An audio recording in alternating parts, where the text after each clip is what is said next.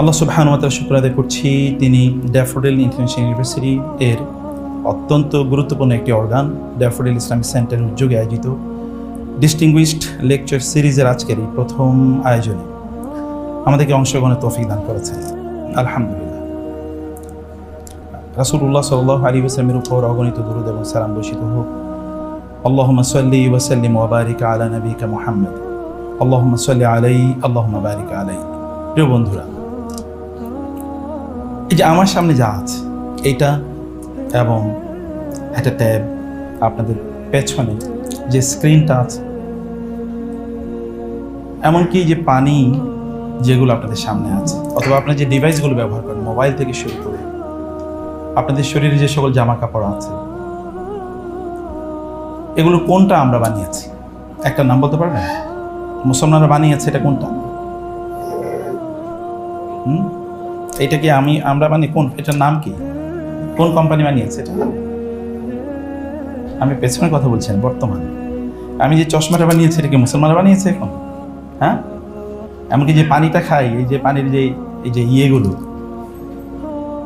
মানে বোতলগুলো, এই বোতলগুলোকে তো মুসলমানদের টেকনোলজি দিয়ে বানানো হয় না, নাকি বলেন? এই যে আপনারা বোনরা যে হিজাব, নিকাব, বোরকা পরে আছেন, ভাইয়েরা যে টুপি থেকে পর্যন্ত, আমি এবারও সৌদি আরবে গিয়ে দেখেছি টুপি কিনতে গেছি, all of this are made in China. বুঝতে পেরেছেন? আতর কিনতে গেছি, মেড ইন চায়না। জায়নামাজ কিনতে গেছি, মেড ইন চায়না। কেবলমাত্র খেজুরটা মেড ইন চায়না হতে পারে না, আদারওয়াইজ এটা হতে পারে। Everything is made in, Zamzam is not made in China, কিন্তু সব কিছু মেড ইন চায়না। এমনকি যে ফেব্রিক্স যেগুলো দিয়ে পাঞ্জাবি বানানো হয়, this are made in China, you know, imported from China. তার বলতে হবে যে কোনটা আমাদের, আপনারা যে ফ্যাসিলিটি এখন অ্যাভেল করছেন, এনজয় করছেন, এগুলো কোনটা আমাদের বানানো? যদি টেকনোলজির এই দিক থেকে বলি, যদি নলেজের কথা বলি, এখন এখানে জুমে অনেকেই জয়েন করেছে, গোটা পৃথিবী কন্ট্রোল করছে জুম, তাই না? এই জুম অ্যাপ্লিকেশনটা কারা বানিয়েছে? মুসলমানরা না? আপনারা আওয়াজ করছেন না কেন? মুসলমানরা বানিয়েছে বলেন কি? তাহলে আমরা কি প্রডিউসার আর কনজিউমার? হ্যাঁ, আমরা কনজিউমার। আপনি কি কথা বুঝতে পারছেন? আমার আওয়াজ কি একটু ছোট নাকি? হ্যাঁ,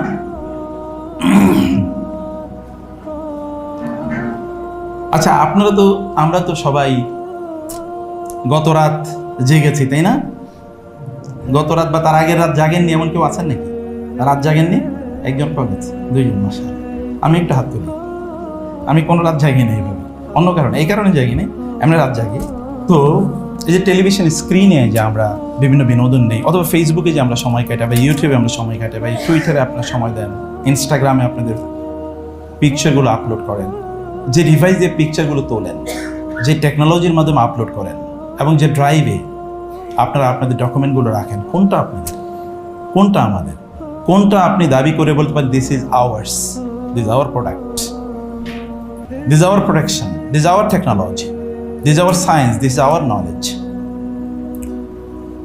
আমাদের ডক্টর আব্দুল্লাহ আল কাফি আল মাদানী ঠিকই বলেছেন, এবং তার সাথে আমি এই কথা শেয়ার করতে চাই যে নলেজের দুটো ভাগ আছে। থিওলজির কথা যদি বলি, তাহলে সেটা তো মুসলমানদের থাকবেই। আমি জানি না আজকের যে আলোচ্য বিষয়, এখানে থিওলজি আমাদের পাইভোটাল ফোকাস নাকি অন্য কিছু। থিওলজির বিষয়ে আমি আজকে আলোচনা করতে চাই না, আমি আলোচনা করতে চাই নলেজের আরেকটা যে সাইড আছে, সেই সাইডটা নিয়ে আমি একটু আলোচনা করতে চাই। আমরা কোথায় পিছিয়ে আছি সেটি একটু দেখা দরকার, অথবা কোথায় আমরা এগিয়ে আছি সেটি একটু দেখা দরকার। আচ্ছা, আপনারা তো জানেন মানব সৃষ্টির ইতিহাস। আল্লাহ তাআলা যখন আদম আলাইহিস সালামকে তৈরি করলেন, ফেরেশতাদেরকে বললেন তোমরা আদমের জন্য সিজদা করো। ফেরেশতারা জানতে চাইলেন আদম আলাইহিস সালামের সৃষ্টির রহস্য। This is a very positive aspect. ফেরেশতারা জানতে চাচ্ছেন, জানতে চাও ইজ ভেরি ইম্পর্ট্যান্ট। যারা জানতে চায় তারাই কেবলমাত্র ডিসকভার করে। আমরা কে না দেখেছি, আমরা মনে ড্যাফোডিল ইউনিভার্সিটির ক্যাম্পাসেও গাছ থেকে আম পড়ে, অ্যাপেল হয়তো বা পড়ে না বটে, কিন্তু কেউ আইনস্টাইনের মধ্যে জিজ্ঞেস করে না অ্যাপেল কেন পড়লো অথবা আম কেন পড়লো, এটা জিজ্ঞেস করে না। জিজ্ঞেস করলে আপনি হয়তো একজন আইনস্টাইন হতে পারতেন। Questioning is very important. Question is the strongest way or door to the obtainment of knowledge. জ্ঞান অর্জনের ক্ষেত্রে প্রশ্ন করা প্রচণ্ড গুরুত্বপূর্ণ। কিন্তু আমরা কি সে প্রশ্ন করছি কিনা, জিজ্ঞাসা করছি কিনা? আমরা তো শুধুমাত্র এক ধরনের প্যাসিভ বাইস্ট্যান্ডার, অনলুকার, এনজয়ার, এরকম একটা কেবল প্যাসিভনেস আমাদের চারদিক থেকে ঘিরে রেখেছে। কোয়েশ্চেন করা ইজ ভেরি ইম্পর্টেন্ট। আদমকে প্রশ্ন করলেন, আদম আলাইহিস সালামের সৃষ্টি সম্পর্কে আল্লাহ তাআলাকে প্রশ্ন করলেন ফেরেশতারা। আল্লাহ তাআলা বললেন, তারপরে আল্লাহ সুবহানাহু ওয়া তাআলা এটাকে প্রমাণ অথবা ফেরেশতাদেরকে জানানোর জন্য, বোঝানোর জন্য তিনি একটা এম্পিরিক্যাল স্টাডি তিনি নিয়ে আসেন। বললেন আদম আলাইহিস সালামকে, ওয়াল্লামা আদম আল আসমাআ কুল্লাহা, আল্লাহ তাআলা আদমকে আল আসমা, এর মধ্যে আলিফ লাম ইস্তিগরাকি। আপনি জানেন আলিফ লাম মানে হচ্ছে ইংরেজিতে যে দি আছে, দি এর দুটো ব্যবহার আছে। দি মানে হচ্ছে টি, আবার দি মানে হচ্ছে সকল, যেমন পুলিশ, দ্য আর্মি মানে হচ্ছে ফুল কমিউনিটিকে বোঝায়।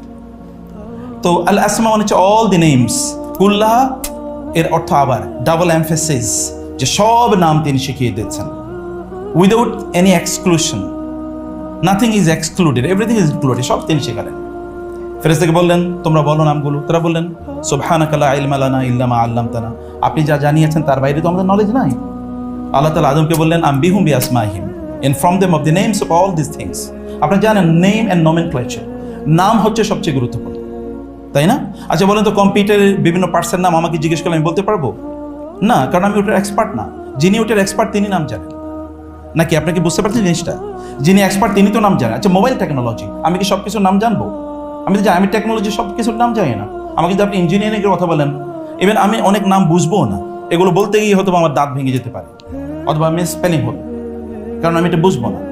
কারণ নাম জানা ইজ ভেরি ইম্পর্টেন্ট, এটা হচ্ছে সবচেয়ে গুরুত্বপূর্ণ ডোর।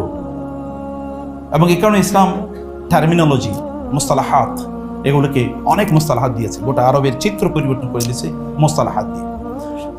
Terminology is very important. Allah বলে আমি তাকে টার্মিনোলজি শিখিয়েছি, এবং তিনি সব কিছু বলে দিলেন, সব কিছু জানিয়ে দিলেন। এরপর আল্লাহ বলেন আমি কি তোমাদেরকে বলিনি আলাম আকুল লাকুম ইন্নী আলামু গায়বাস সামাওয়াতি ওয়াল আরদ, আমি কি তোমাদেরকে বলিনি আমি সব জানি, গায়ব এন্ড হাদির সব আমি জানি। যে জাতির সৃষ্টি হয়েছে, যে মানব জাতি, এবং যে মানব জাতির যে অংশটি আদম আলাইহিস সালামের ডাইরেক্ট অফস্প্রিং হিসেবে, অর্থাৎ spiritually, intellectually, ethically, morally, religiously তার সাথে ডাইরেক্টলি ইনহেরিটেড, কানেক্টেড বলে দাবি করে, তাদের নলেজের অবস্থা তো খারাপ হওয়ার কথা না। তার জন্য আমাদের আজকে নলেজ ক্রাইসিস নিয়ে আলোচনা করার কথা না, বরং আমাদেরকে নলেজ রিচনেস এটা নিয়ে আলোচনা করার কথা ছিল। নবী সাল্লাল্লাহু আলাইহি ওয়াসাল্লামের উপর প্রথম যে আয়াতগুলো নাযিল হয়েছে 5টি আয়াত, সেখানে তো নলেজের কথা বলছে, ইকরা ইকরা ইকরা, পড়ো পড়ো, in the name of your creator, যিনি সৃষ্টি করেছেন তার নামে তোমরা পড়ো। কিন্তু পড়া তো আছে, 3বার আছে এখানে পড়ার কথা। এবং রাসূলুল্লাহ সাল্লাল্লাহু আলাইহি ওয়াসাল্লাম তো পড়াতেনি, ইয়াতলু আলাইহিম আয়াতিহি, তিনি তার আয়াতগুলো তেলাওয়াত করে শোনাবেন, এটাই তার কাজ ছিল, 1 নম্বর কাজ, মোস্ট প্রাইভেটাল ওয়ার্ক। আপনি জানেন মানব ইতিহাসে এই কথা আর কেউ বলেন নাই, তার আগেও না তার পরেও না, যে জ্ঞান অর্জন করা ফরজ। এটা তার আগেও কেউ বলেন নাই, তার পরে কেউ বলেন নাই, জ্ঞান অর্জন করা ফরজ। তিনি এই কথা বলেছেন। নলেজ বেসড কমিউনিটি শুধু তিনি তৈরি করেননি, মানব ইতিহাসে একমাত্র ঘটনা তিনি ঘটিয়েছেন, যুদ্ধবন্দীদেরকে নলেজ শেয়ারিং অথবা টিচিং এর বিনিময়ে মুক্তি দিয়েছেন। মনে আছে কোন যুদ্ধে এটা? হ্যাঁ, কোন যুদ্ধে বলেন তো? বদর যুদ্ধে না? 70 জন বন্দী হয়েছে, তার মধ্যে কাউকে অর্থনীতির মানে র্যানসমের বিরুদ্ধে বিনিময়ে কাউকে মুক্তি করে দেওয়া হয়েছে, এবং কাউকে বলে those who are not financially capable, তাদেরকে বলেছে, তাদের যেহেতু লিটারেসি ছিল, তোমরা 10 জন মুসলিম বালককে লিখতে এবং পড়তে শেখাবে, তাহলে তোমাদেরকে মুক্ত করে দেওয়া হবে। এটা ছিল তাদের মুক্তির মাধ্যম, বা এটা ছিল তাদের currency. Knowledge was a currency, and again this is the first of its kind in the history of humanity. মানব ইতিহাসে এইরকম নলেজকে কারেন্সি বানানো, এটা রাসূল সাল্লাল্লাহু আলাইহি ওয়াসাল্লাম কেবল দেখিয়েছে না, কেউ না। কোরআন এই কথা বারবার বলেছে, যারা জানে এবং তারা জানে না তারা এক সমান। দেখেন না পৃথিবীতে, ইউ সি, যারা জানে এবং তারা জানে না তাদের মধ্যে পার্থক্যটা কতটুকু। এবং আপনিও দেখবেন, আপনি জানেন এবং আপনার ক্লাস মেট অথবা আপনার বন্ধু যিনি জানেন না, অথবা আপনি এর চেয়ে তিনি বেশি জানেন বা কম জানেন, you see the difference between this two. যেই স্টুডেন্ট অথবা যে ছাত্র বা যে ছাত্র ইউনিভার্সিটি লাইফে হই হুল্লোড় করে বেড়ায়, তার পাশে চারিদিকে অন্যরা এসে জড়ো হয়, কারণ তিনি খুব চার্মিং, তিনি কি খুবই চিলিং, খুবই মজার, অন্যরকম। এই চার্মিং অ্যান্ড চিলিং স্টুডেন্ট চারপাশে এসে অন্যরা জড়ো হয়। এখন তিনি ক্যাম্পাসে সেলিব্রিটি, তিনি চা খান, তিনি দৌড়ান, তিনি গলফ খেলেন, তিনি গোল দেখে চিৎকার করেন, অন্যরা তার সাথে চিৎকার করে। তিনি এখানে ট্রেন্ডি, অন্যরা তাকে ফলো করেন। আরেকজন ছাত্র বা ছাত্রী, তিনি একেবারে কর্নারে থাকেন, নিবৃত্তে তার সময় কাটান। 10 বছর পরে you understand the difference, you see the difference. একজন এখন রাস্তায় দৌড়ায় একটা জবের জন্য, আরেকজন well established in society in an envious position. অন্যরা তার দিকে তাকাতে গেলে তার মাথার টুপি পড়ে যায়, মানে ক্যাপ পড়ে যায়, এরকমভাবে তাকাতে। মাত্র 10 বছরের ব্যবধান। Knowledge creates makes this difference, এটা তৈরি করে। আলিয়াস্তাবিল্লাযিনা ইয়ালামুন ওয়াল্লাযিনা লা ইয়ালামুন। আল্লাহ তাআলা এই কথা বলেছেন কোরআনে। আল্লাহ সুবহানাহু ওয়া তাআলা তিনি মানুষকে জ্ঞানের মাধ্যমে যা দেন, অন্যের মাধ্যমে তা দেন না। ইউতিল হিকমাতা মান ইয়াশা ওয়া মান ইউতিল হিকমাতা ফাকাদ উতিয়া খায়রান কাসীরা। মানব ইতিহাসে কোরআনের গল্প হিসেবে একজন নবীকে আল্লাহ সুবহানাহু ওয়া তাআলা নলেজ আর্নিং এর জন্য পাঠিয়েছেন। যান, জ্ঞান অর্জন করুন, ট্রাভেল। সূরাতুল কাহাফ আপনার প্রতি শুক্রবার এই সূরাটি পড়েন। সেখানে 4টি ঘটনার মধ্যে একটা ঘটনা হচ্ছে যে একজন নবীর জ্ঞান অর্জনের জন্য তার জার্নি, তিনি সফর করেছেন জ্ঞান অর্জন করার জন্য, এবং একজনকে গিয়ে বললেন যে আমি আপনার কাছে জ্ঞান অর্জন করতে চাই। কোরআন তার নাম বলেন, হাদিস তার নাম বলেছে। তার নাম খাদির অথবা Khidr, the mister green man, evergreen. তার নাম খাদির অথবা খিদির। মিস্টার গ্রিনের কাছে, অর্থাৎ গ্রিন আলাইহিস সালাম খাদিরের কাছে তিনি গেলেন। তাকে গিয়ে বললেন আমি আপনার কাছে। তার আগে আল্লাহ বললেন ফাওয়াজাদা আবদাম মিন ইবাদিনা, আমার একজন বান্দাকে পেয়েছে। আতাইনাহু রাহমাতাম মিন ইনদিনা, আমি তাকে স্পেশাল রহমত দিয়েছি। এবার সেটার ম্যানিফেস্টেশন কি? ওয়া আতাইনাহু মিন লাদুন্না ইলমা, আমি তাকে স্পেশাল নলেজ দিয়েছি। So knowledge is the manifestation of the greatest favour and mercy of Allah সুবহানাহু ওয়া তাআলা আপন ইউ। আপনি যদি জ্ঞান অর্জন করেন, জ্ঞান পান, তার মানে আপনি আল্লাহর পক্ষ থেকে একটা স্পেশাল রহমতের মালিক হয়েছেন। এই রহমতটি দুনিয়ার, আখিরাতের বিষয়ে আমি আলোচনাই করছি না, এই দুনিয়ার জন্য। এটা ফিজিওলজি, এটা এ ফিজিক্যাল ওয়ার্ল্ড, এটা নট হিয়ার আফটারের কথা বলছি। সেখানে তো আছেই, তিনি সেখানে কি জ্ঞান অর্জন করেছেন। এবং মুসলিম বিশ্ব, আজ আমরা হার্ভার্ড, অক্সফোর্ড অথবা MIT এগুলোর কথা আমরা বলি। আজ আমরা বিশ্বের বিভিন্ন দেশের কথা বলি, সেখানকার সিলিকন সিটি ইত্যাদি কথাবার্তা বলি।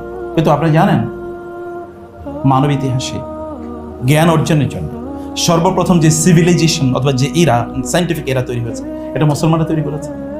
সায়েন্টিফিক এরা, যদি নলেজের ফাউন্ডেশনের কথা বলি, আমি যে নলেজের দিকে আপনাদেরকে ইঙ্গিত করছি, সে নলেজের ফাউন্ডেশন কথা যদি বলি, it was established by the Muslims. এই যে আপনি ইউনিভার্সিটিতে পড়ছেন, এই ইউনিভার্সিটির কনসেপ্টটা পৃথিবীতে এনেছে কারা? এই পৃথিবীর সর্বপ্রথম ইউনিভার্সিটি একজন নারী তৈরি করে, তার নাম ফাতেমা বিনতে ফেহের। মরক্কোর ফেজ অঞ্চলে Qarawiyyin university, she was a lady.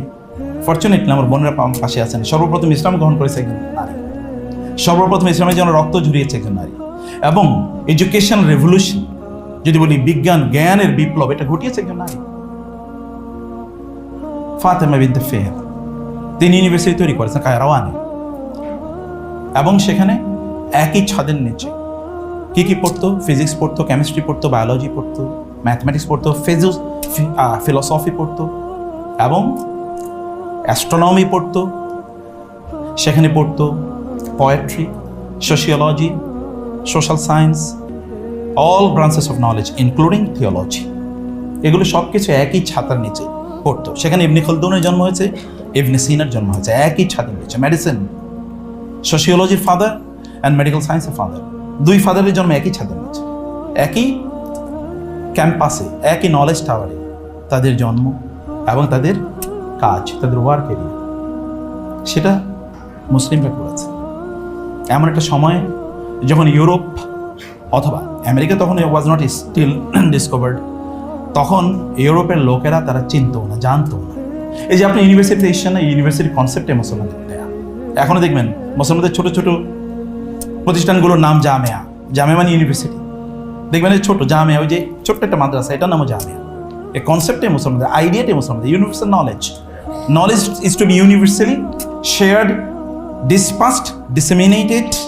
জ্ঞানকে একেবারে আবদ্ধ করে না রাখা, বরং এটা ছড়িয়ে দেওয়া। নদ্দারাল্লাহু আবদান ফারুব্বা হামিলু ফাকিহিন ইলা গায়রি ফাকিহিন ওয়া রুব্বা হামিলু ফাকিহিন ইলা মান হুয়া আফকাহু। রাসূল সাল্লাল্লাহু আলাইহি ওয়াসাল্লাম বলেছেন, বাল্লিগু আন্নী ওয়ালা আয়া। Knowledge is to be shared, spread. এটা কনফাইন্ড করা যায় না, এটা ছড়িয়ে দিতে হয়। তুমি যে নলেজটা ছড়িয়ে দেবে, তুমি যার কাছে ছড়িয়ে দেবে, তিনি তোমার কাছ থেকে অনেক বেশি জানবেন, হতেও পারে। And that happened really in the history of Islam. যখন ইউনিভার্সিটি, যে আপনারা দেখেন ইউনিভার্সিটিতে যে ডিগ্রি গ্রান্টিং ইউনিভার্সিটি, যেখানে ডিগ্রি নেওয়া হবে, সনদ নেওয়া হবে, সার্টিফিকেট, এই সনদ সার্টিফিকেট শব্দটাই মুসলমানদের সনদ থেকে এসছে। এই সার্টিফিকেশন এটা এসছে কোথেকে? এটা মুসলমানরা বলেছে সার্টিফিকেট লাগবে, আদারওয়াইজ দেখেন না সনদের ইস্যু। আমরা কোনো হাদিসই তো গ্রহণ করি না যদি সনদ না থাকে। কোরআন আয়াতও কিন্তু তেলাওয়াত আপনি নিতে পারবেন উইদাউট সনদ। আমরা যে তেলাওয়াত সেটা কিন্তু সনদের মাধ্যমে, স্ট্রং সনদ আছে, আমরা তো ওই সনদ নিয়ে আলোচনা করি না। সনদ ছাড়া কোনো জ্ঞানই নেই, সনদের মাধ্যমে সে জ্ঞান এসছে। সার্টিফিকেশন এবং ডিগ্রি দেওয়া হবে। আচ্ছা, আপনারা কখনো চিন্তা করেছেন ইউনিভার্সিটিতে ভর্তি হলে ওরিয়েন্টেশন প্রোগ্রাম কেন করতে হয়? ওরিয়েন্টেশন মানে কি? আপনারা জানেন ইংরেজি দুটো শব্দ আছে, অক্সিডেন্ট অ্যান্ড ওরিয়েন্ট। অক্সিডেন্ট মানে হচ্ছে কি? পশ্চিম। ওরিয়েন্ট মানে হচ্ছে পূর্ব। তো what is the meaning of orientation? Introduction to the Orient, পূর্ব সম্পর্কে ধারণা। And you know that predominantly west and east, east মানে হচ্ছে ইসলাম অ্যান্ড ওয়েস্ট মানে কি? খ্রিস্টান। ইউনো ওয়েস্ট মানে কি? আমরা ওয়েস্টার্ন সিভিলাইজেশন, কেন আমরা বলি না ইস্টার্ন সিভিলাইজেশন? কারণ ইস্টার্ন মানে প্রিডমিনেন্টলি মুসলিম, মিডল ইস্ট মানে মুসলিম কান্ট্রি, এবং ফার ইস্ট কি একেবারে ওই যে ইন্দোনেশিয়া, মালয়েশিয়া, এটাও মুসলিম কান্ট্রি, এবং সাউথ ইস্ট এটাও প্রায় মুসলিম, পাকিস্তান, বাংলাদেশ, এই দেশগুলোতে মুসলিম কান্ট্রি। আবার যদি আপনি ইয়ের কথা বলেন, মিডল ইস্টের বাইরে যদি সেন্ট্রাল এশিয়া বলেন, তাহলে মুসলিম কান্ট্রি। মানে ফর ইস্ট এটা মানে কি? প্রিডমিনেন্টলি মুসলিম। আর আফ্রিকা একেবারে ইস্টের কাছেই, এবং নর্থ অ্যান্ড সাউথের আপনি জানেন এটা হচ্ছে, একটা হচ্ছে নর্থ, একটা সাউথ, এই যে big difference between north and south, এটা এই ডিভিশনটা ঠিক এই জায়গায়।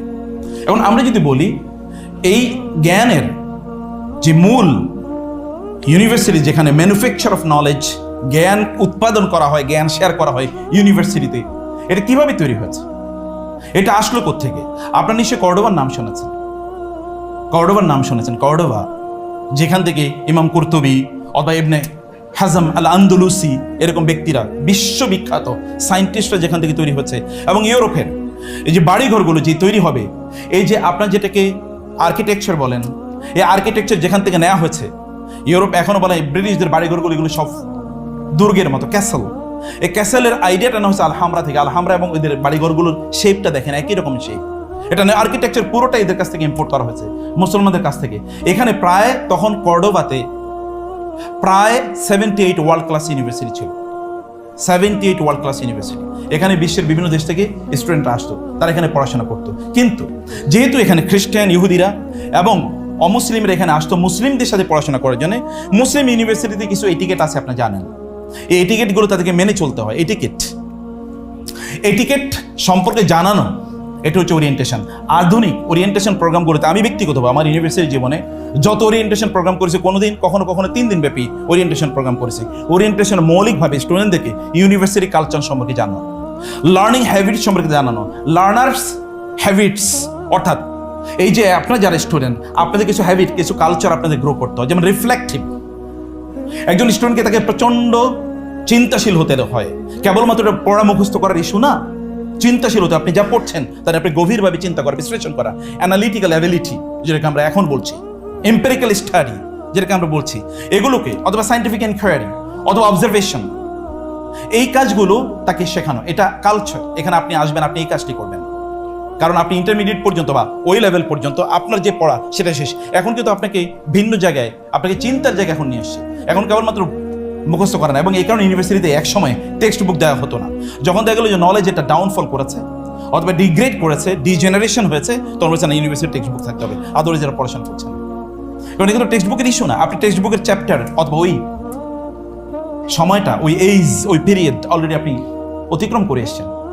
এরা যখন এখানে আসতো তখন তাদেরকে ওরিয়েন্টেশন প্রোগ্রামে ইন্ট্রোডাকশন টু দি ওরিয়েন্ট মানে ইস্ট সম্পর্কে, ইসলাম সম্পর্কে জানানো হতো। তোমরা এখন মুসলিম ইউনিভার্সিটিতে আছো, তোমরা শুকর খেতে পারবে না, মদ খেতে পারবে না, পোশাক আশাক এরকম হতে হবে, এইভাবে এই সময় ঘুমাতে পারবে না, এই সময় ঘুম থেকে উঠতে পারবে না, এই কালচার তোমাদেরকে জানতে হবে, এটা জানানো হবে। Introduction to the Orient. এখন ওরিয়েন্টেশন প্রোগ্রাম আছে, কিন্তু এখন এটা কি? এখন এটা রূপান্তরিত হয়েছে কিসে? এখন এটা গান বাদ্যে রূপান্তরিত হয়েছে। ওরিয়েন্টেশন মানে হচ্ছে কি একটা কনসার্টের আয়োজন হবে। এটা তো আমাদের শুধুমাত্র নলেজের যে ডিগ্রেডেশন হয়েছে তা না, আমাদের রুচির ডিগ্রেডেশন হয়েছে, শব্দটার ডিগ্রেডেশন হচ্ছে। আপনি যেখানে কনভোকেশন প্রোগ্রাম তো আপনারা করেছেন, আপনাদের ইউনিভার্সিটিতে হয়েছে, ডেফিনেটলি কনভোকেশনে আমি নিজেও কয়েকবার জয়েন করেছি। আচ্ছা, কনভোকেশন কি হয় বলেন তো? কনভোকেশনে যারা অংশগ্রহণ করে তাদের প্রত্যেকের ড্রেসটা কি বলেন তো? এ দেখুন, যে আমাদের শেখের ড্রেস, মাথায় টুপি আছে এবং বিশাল বড় একটা জুব্বা। তো কনভোকেশনের ড্রেস হঠাৎ করে জুব্বা এবং টুপি আসলো কোত্থেকে? এই টুপি আর জুব্বা তো এতদিন সে পড়ে নাই, কোত্থেকে টুপি এবং জুব্বা আসলো? এটা এখন গোটা পৃথিবী জুড়ে এটা কেন আছে জানেন? কারণ ওই যে মানে তৎকালীন হার্ভার্ডে অর্থাৎ তৎকালীন কর্ডোবার ইউনিভার্সিটিগুলোতে, মুসলিম স্পেনের আন্দালুসিয়ার ইউনিভার্সিটিগুলোতে অমুসলিমরা অথবা মুসলিম ছাত্র যখন পড়তে আসতো, শেখদের কাছ থেকে, শেখদের পোশাক তো এইটাই, এখনো শেখদের পোশাক এটা, তখনও শেখদের পোশাক এটা ছিল, এখনো শেখদের পোশাক এটা। তো শেখদের কাছ থেকে আপনি এতদিন পড়লেন, শেখের কাছ থেকে সার্টিফিকেশন নেবেন, শেখের পোশাক পরে আসতে হবে না? আপনি তো ইউ হ্যাভ বিকাম শেখ। আপনি ইউনিভার্সিটি পড়াশোনা করেছেন মানে শেষ করেছেন মানে আপনি শেখ হয়ে গেছেন, অর্থাৎ আপনাকে শেখের পোশাক পরে আপনাকে আসতে হবে। এখনো dress is there, dress code is there, but the knowledge is not there. জ্ঞান আছে কিন্তু জ্ঞানের সেই কথা নাই।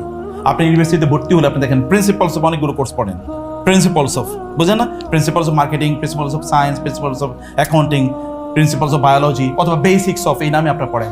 এগুলোই তো মুসলমানদের আবিষ্কার। উসুল, উসুল নামে পৃথিবীকে কোনো সাবজেক্ট শিখাইছে মুসলমান যে উসুল পড়তে হবে, উসুল ছাড়া চলবে না, উসুল ছাড়া চলবে না। যে এটা একটা লম্বা আলোচনা, সেদিকে গেলে আমি আর আমার কথা শেষ করতে, কারণ অনেক লম্বা আলোচনা, আমি জানি যে সময় অনেক কম। এরপর যেহেতু আজকে কোনো খেলা নাই, মেসি রোনালদোরা নাই, অতএব এখানে তো আপনারা আসবেন, এটাই স্বাভাবিক, নাকি বলেন? কারণ এখানে তো কোনো খেলার আয়োজন হচ্ছে না। আমি জানি না, গতকাল অথবা পরশু আমি পত্রিকায় দেখেছি বাংলাদেশের ইউনিভার্সিটির ছাত্ররা, তারা খেলাকে রাতভর যে এনজয় করে এবং হই হুল্লোড় করে চিৎকার করে, এটা ওই দেশের, যেই দেশের লোকেরা খেলছে, খেলোয়াড়রা খেলছে, তাদের দেশে এটা পত্রিকার হেডলাইন হয়েছে, বাংলাদেশে এরকম আমাদের ফ্যান বেজ আছে। কারণ এরা ওরাও চিন্তা করে, ওদের দেশেও নেই, ওদের দেশেও নেই, এটা আমাদের দেশে আছে। কিন্তু এখানে 90% মানুষ মুসলমান বলে নিজেকে দাবি করে, 90% মানুষ মুসলমান থেকে নিজেকে, আপনাদেরকে মাথা নুয়ে ফেলতে হবে আমাদের মর্যাদাহীনতার কারণে। আপনারা জানেন গোটা পৃথিবীতে এখন আমি বলছি, আমি other side of the knowledge এর কথা বলছি, আমি ওই সাইডের কথা বলছি না, যে সাইডের কথা ডক্টর আব্দুল্লাহ কাফি অথবা আমাদের আতিকুর রহমান মাক্কি বলছেন, আমি সেই সাইডের কথা বলছি, আমি একটা আর্টস সাইডের কথা বলছি। আপনারা জানেন পৃথিবীতে সায়েন্টিস্ট যা আছে গোটা পৃথিবীর, তার মাত্র 1% আছে মুসলমান। কত পার্সেন্ট সায়েন্টিস্ট? আমি সায়েন্টিস্ট শুধুমাত্র ব্রডার সেন্সে সায়েন্টিস্ট বলছি, মানে যত ধরনের ম্যাথমেটিক্স থেকে শুরু করে সায়েন্সের যত কিছু আছে, থিওলজির বাইরে যত জ্ঞান আছে, ফিলসফি পর্যন্ত, এখানে 1% মুসলমান। অথচ এই পৃথিবীতে কত পার্সেন্ট মুসলমান জানেন? 100-এর মধ্যে 23 জন থেকে 24 জন মুসলমান, 23 জন থেকে 24 জন, 100-এর মধ্যে 23 জন থেকে 24 জন মুসলমান, কিন্তু 1%। এই গোটা পৃথিবীতে যত সায়েন্টিফিক গবেষণা বের হয়, এই গবেষণার মধ্যে মাত্র গোটা পৃথিবীর সকল গবেষণার মধ্যে 5% মাত্র মুসলমানদের কন্ট্রিবিউশন, বেয়ারলি, মাত্র 5%। এই গোটা পৃথিবীতে প্রতি বছর প্রায় লক্ষাধিক সায়েন্টিফিক জার্নাল বের হয় এবং প্রায় 20 লক্ষ সায়েন্টিফিক আর্টিকেল বা এরকম কিছু বের হয়। এর মধ্যে মুসলমানদের কন্ট্রিবিউশন সর্বোচ্চ 1000।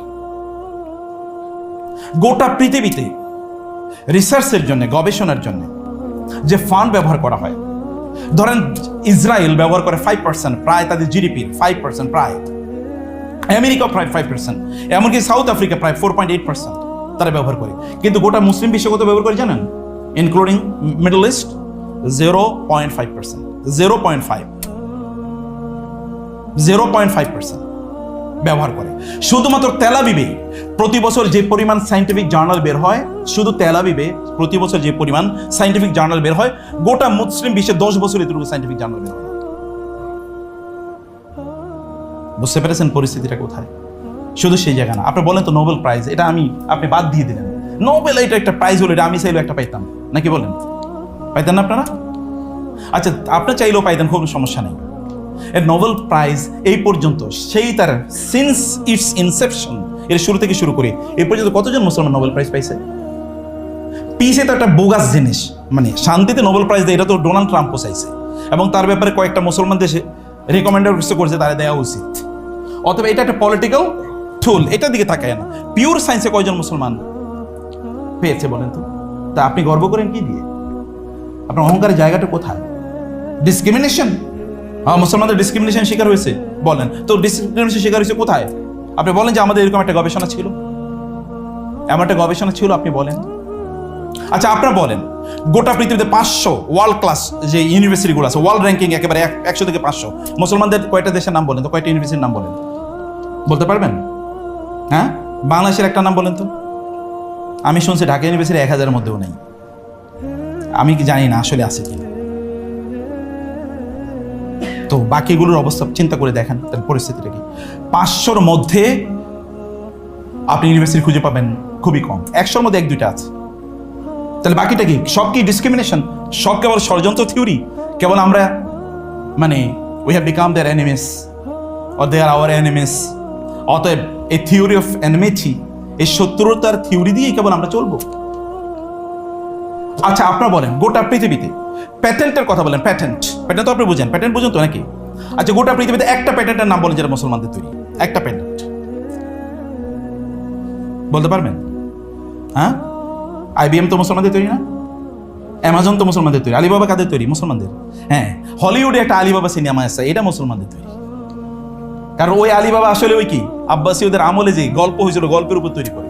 অথবা হলিউডের সিনেমাতে একটা সিনেমা আছে, এটা মুসলমানদের তৈরি, প্রোডাকশন মুসলমানদের না, কিন্তু মূল গল্পটা মুসলমানদের। এইটা আছে, কিন্তু বাকিটা বলেন তো। আপনারা একটা প্যাটেন্টের কথা, একটা অ্যাপলের কথা বলেন তো। একটা অ্যাপেল, একটা ফেসবুকের অল্টারনেটিভ তো বাইর করতে পারে না, একটা ইউটিউবের অল্টারনেটিভ তো বের করতে পারে না। তো আমরা কি আছে? একটা প্যাটেন্টের কথা, প্যাটেন্ট মানে তো বুঝেন একটা ব্র্যান্ড, সেটা যে কোনো ব্র্যান্ডের কথাই বলেন না, যে ব্র্যান্ডটা আমরা মুসলমানদের, যে ঠিক আছে এই ব্র্যান্ডটা আমাদের।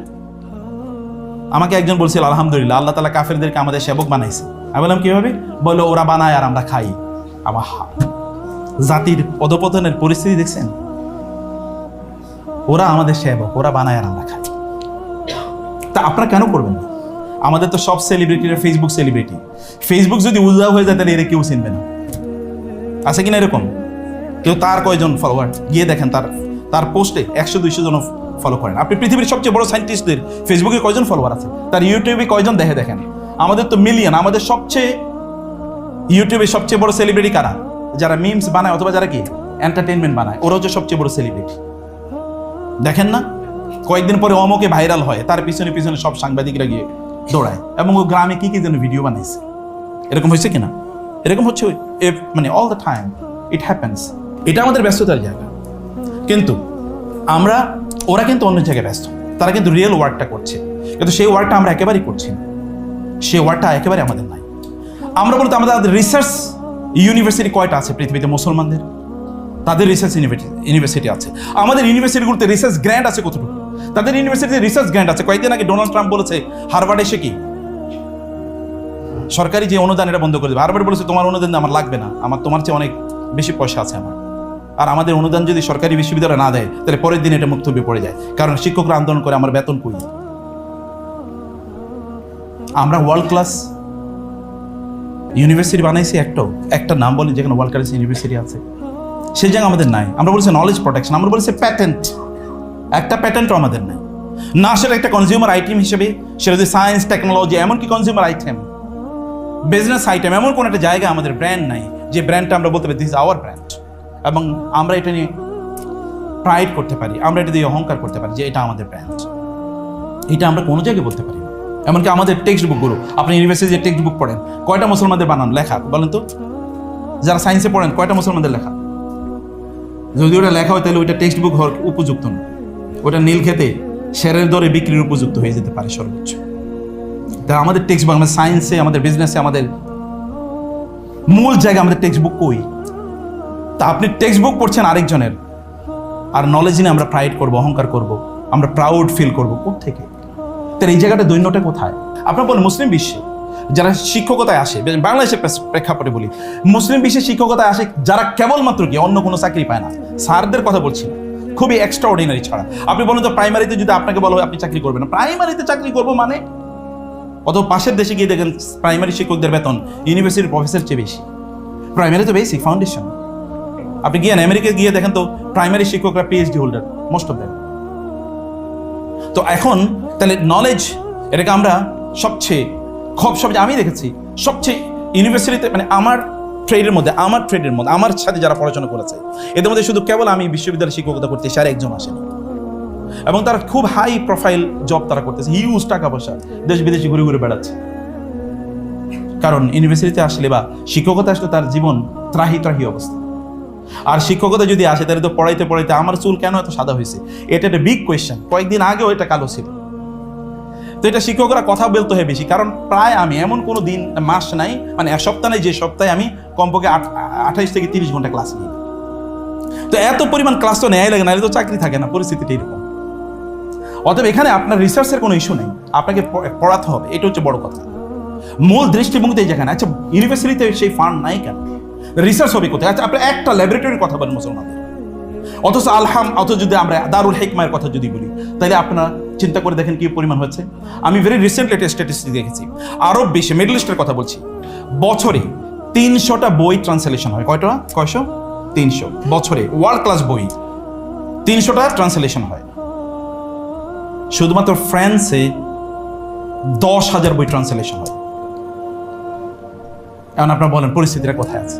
300। আপনারা বলেন বাংলাদেশে সবচেয়ে গুরুত্বপূর্ণ বইগুলো কয়টা ট্রান্সলেশন আছে? অধিকাংশ লোক হয়তো ইংরেজি বুঝে না, অথবা তার অন্য ফ্রান্স বুঝে না, অথবা জার্মানি বুঝে না। এই ল্যাঙ্গুয়েজে সবচেয়ে গুরুত্বপূর্ণ বইগুলো মানে লিখিত হয়েছে, সেটা যদি সায়েন্সের বলি অথবা যদি সেটা আপনার ফিলসফির কথা বলি, তাহলে সেগুলো তো বাংলায় করবে কারা? সে লোক কই, অথবা সে ফান্ড কই, অথবা সেই জিনিস কই? তাহলে এই জায়গাতে এখন তারা বলেছে, যেমন ভেরি রিসেন্টলি আপনার ইয়ে থেকে বলেছে, যে ইউনেস্কো থেকে বলেছে যে কমপক্ষে প্রত্যেকটা একটা বেসিক স্ট্যান্ডার্ড হলো কোন একটা দেশ 10,000 বই যদি সে সাইন্টিফিক্যাল অথবা নলেজের দিক থেকে যদি একটা বেসিক বেঞ্চ মার্কে যদি আসতে হয়, তাহলে 10,000 বই তাকে ট্রান্সলেশন করতে হবে। পুরো মুসলিম বিশ্বে তো এক বছর 10,000 ট্রান্সলেশন হয় না, আমি জানি 1,000 ট্রান্সলেশন হয় কিনা। তাহলে সেই জায়গায় আমরা কোন জায়গায় আছি? আমাদের পড়াশোনার লেভেলটা কোথায় আছে? আমরা তো পড়া শুধুমাত্র, আপনারা যারা পড়াশোনা করেন শুধুমাত্র ইউনিভার্সিটি যখন আপনারা আসেন পরীক্ষার সময় যখন তখনই পড়ে। আইওটিতে যখন আমি পড়াতাম অনেক ছাত্ররা বলতো, স্যার পড়ার রাত তো আজকে রাত, অতএব আজকে রাতে কি আসবে এটা বলেন। বলে এতদিন কি করছো? বলে এতদিন খেলছি, পড়া আজকেই তোর পড়বো, আগামীকাল পরীক্ষা, আজকে বেশি পড়বো না। মানে অধিকাংশ জায়গায় এরকম, কারণ আমাদের মূলত পড়ার রাতে আগের রাত, এর আগেও আমরা পড়ি না, আর পরে তো পড়ার প্রশ্নই আসে না, এর আগেও আমরা পড়ি না। তাই আমরা আমাদের নিজেদেরকে যে আমরা যে বলি আমরা গোটা পৃথিবীকে শাসন করব বা গোটা পৃথিবীকে আমরা নিয়ন্ত্রণ করব, কোথায় আছে? এখন প্রশ্ন করবেন আপনারা, এখানে তাহলে সংকটটা কোথায়? সংকটটা 1 নম্বরে সংকট আমাদের অর্থের কোনো সংকট নাই একদিকে, কারণ এই পৃথিবীর প্রায় যদি মিনারেল রিসোর্সের কথা বলেন 70% মুসলমানদের নিয়ন্ত্রণে, ন্যাচারাল রিসোর্সের প্রায় 40% মুসলমানদের নিয়ন্ত্রণে। তাহলে ক্রাইসিসটা কোথায়? এটা একটা বড় ইস্যু। ক্রাইসিসটা কোথায়? যদিও এখানে ইবনে খলদুন রাহিমাহুল্লাহ তিনি আচ্ছা তার আগে বলি, আব্দুল হামিদ আবু সুলাইমান যিনি মালয়েশিয়ার IIM Islamic university of Malaysia তার রেক্টর ছিলেন, মানে ভাইস চ্যান্সেলর ছিলেন, এবং IIITর প্রতিষ্ঠাতাদের মধ্যে একজন তিনি বলেছেন মুসলমানদের মূল প্রবলেম হলো crisis in the Muslim mind. মূলত এখানে মাইন্ডের প্রবলেম, মূলত এখানে প্রবলেম হলো কি? মানসিকতা। ইসমাইল রাজি ফারুক বলেছেন মেথোডোলজির প্রবলেম, মূলত মেথোডোলজি আমাদের নাই। আচ্ছা যেই জাতির মধ্যে এম্পিরিক্যাল স্টাডি সাইন্টিফিক এনকোয়ারি কিভাবে হবে তার মূল আইডিয়া দিয়েছেন কে? মুসলমানরা। এই যে আপনারা এখন যে scientific method of scientific enquiry অথবা সাইন্টিফিক রিসার্চ, এই আইডিয়াটা মূল মেথডটা দিয়েছেন মুসলমানরা। সেই জায়গায় সেই জাতি পিছিয়ে পড়ার কোনো কারণই তো নেই।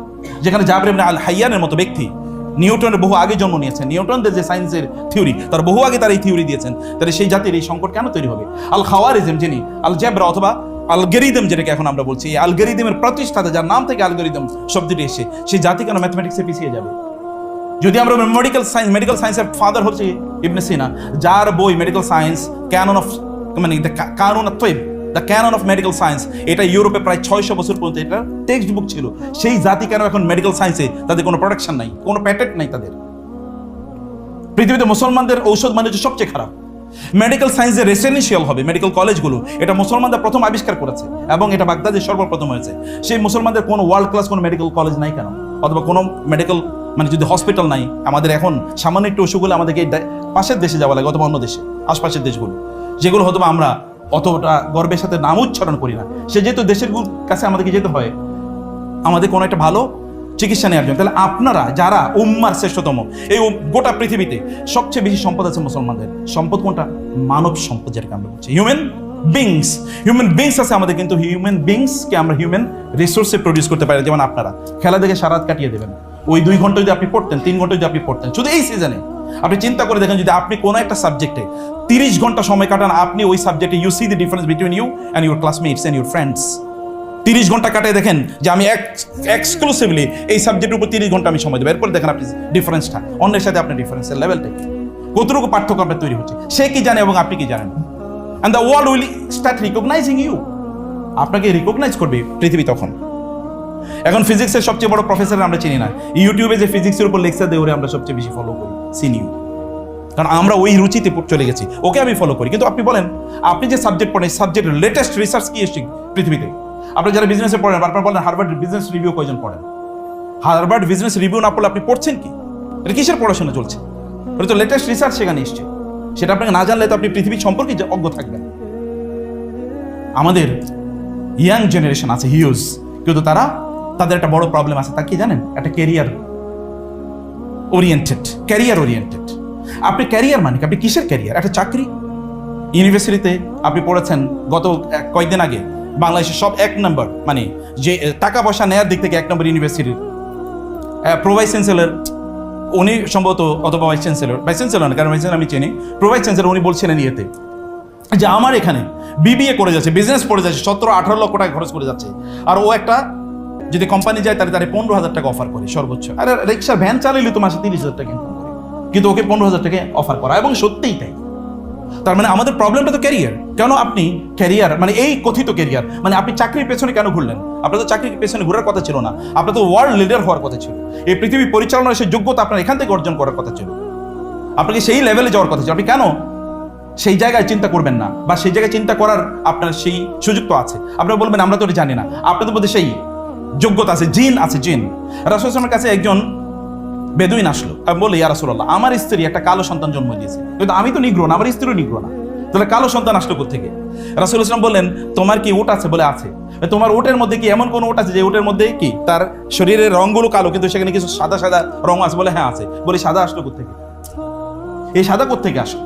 এটা হচ্ছে এরক। রাসূল সাল্লাল্লাহু আলাইহি বললেন এটা এরক নাযাহুল্লাহ, এটা হচ্ছে একটা এরক। এরক মানে হচ্ছে পূর্ব প্রজন্মে, এই ওটেরই পূর্ব প্রজন্মে কোন একটা ওটের মধ্যে সাদা রং ছিল, সেটাই এখানে পরবর্তীতে সংক্রমিত হয়েছে, বা এটা এখানে আপনার হয়েছে। আপনাদের জিনের মধ্যে তো এখানে আছে আল খাওয়ারিজম, আল বিরুনি, আল কেন্দি, ইবনে রুশদ, ইবনে সিনা, এখানে আল জাবির ইবনে আল হাইয়ান, জাবির ইবনে আল হাইসাম, ইবনে আল হাইসাম, আপনাদের পূর্বপুরুষের মধ্যে সেই জিন আপনাদের মধ্যে আছে।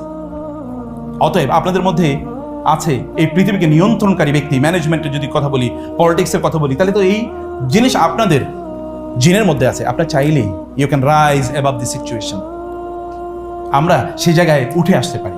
তাহলে ইবনে খালদুন রহমাতুল্লাহ তিনি বলেছেন, ইবনে খালদুন তার মুকাদ্দিমা আপনাদের পড়া ফরজ। যদি আপনাদেরকে জ্ঞান অর্জন করতে হতো ইবনে খালদুনের মুকাদ্দিমা ছাড়া আপনি বুঝতেই পারবেন না। ইবনে খালদুন এমন এক জিনিয়াস, ওয়ার্ল্ড এরকম একটা জিনিয়াসের ব্যাপারে should feel proud of this genius. তিনি তার মুকাদ্দিমা, মূল বই না, মূল বইয়ের ভূমিকা এটা, তিনি তার মুকাদ্দিমা, এই মুকাদ্দিমার মাধ্যমে পৃথিবীতে একটা নতুন science or branch of knowledge তৈরি হয়েছে, তার নাম সোশিওলজি। তিনি সেখানে বলেছেন যে কোন একটা জাতির তার উত্থান, জ্ঞানের উত্থান এবং পতন হয় তার ইকোনমির উপর ভিত্তি করে। ইকোনমি যদি দুর্বল হয় তাইলে ওই জাতি জ্ঞানের দিক থেকে কোনোদিন আগাতে পারবে না। কারণ আপনার ইউনিভার্সিটি যখন লাগবে তখন আপনার ইউনিভার্সিটি প্রচুর পরিমাণ রিসার্চ গ্রান্ট লাগবে। এখন ধরেন আপনার গোটা পৃথিবীর ইউনিভার্সিটিগুলোতে প্রচুর পরিমাণ রিসার্চ গ্রান্ট দেয় কারা?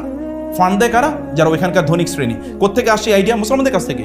মুসলমানরা ইউরোপ, মুসলমানদের দেশগুলোকে কলোনি বানানোর পূর্ব পর্যন্ত এখানকার সকল ইউনিভার্সিটি চলতো ওয়াকফের সম্পত্তি দিয়ে, মেডিকেল গ্র্যান্ট দিয়ে, গ্র্যান্ট অন্যরা তাদেরকে পয়সা দিত, এগুলো দিয়ে চলতো। কিন্তু আমরা তো সেটা এখন আমাদের বিজনেসম্যানরা এখন কেবল বিজনেস করবে, আর আমাদের ছাত্রদেরকে যারা ইউনিভার্সিটি পড়ে যায়, ছাত্রীদেরকে যারা পড়ে যায় তাদেরকে 15,000 টাকা অফার করবে। এটা ডিসগ্রেস, এটা ডিসঅনার, এটা কম্প্রোমাইজিং দেয়ার ডিগনিটি। এগুলোকে আপনাদেরকে চ্যালেঞ্জ করতে হবে, না আমি একটু করবো না, আমি অন্য জায়গায় যাব। আপনি নতুন করে স্টার্ট আপ নেন, নতুন চিন্তা করেন, 1 বছর কষ্ট করুন, 2 বছর কথা বলেন। আমাদের সালাফরা বলতেন মান সাবাতা নাবাতা, কেউ যদি কোনো কাজে ধরে থাকে তাহলে সে অবশ্যই এগিয়ে যাবে। ধরে থাকতে হবে, কেবল শুরু করেন, ধরে থাকেন এবং দেখেন। আপনার মার্ক জাকারবার্গের এই যে ফেসবুক, সে তো তার স্টুডেন্ট লাইফেই সে স্কেচ করেছে বন্ধুদের সাথে কিভাবে কানেক্টেড হবে আজকে পৃথিবীর সবচেয়ে বড় ইকোনমি। যখন আপনার এই যে অ্যামাজন যখন পৃথিবীতে এসে, তখন কে চিন্তা, অ্যামাজনের মালিক চিন্তা করেছিল? সে মনে করছে আমি একটা ডিজিটাল প্ল্যাটফর্ম দিতে চাই, এখন পৃথিবীর 1 নম্বর ধনী। কিভাবে তৈরি হয়েছে? আপনাকে নতুন আইডিয়া নিয়ে আসতে হবে, নতুন আইডিয়া নিয়ে আসতে হবে।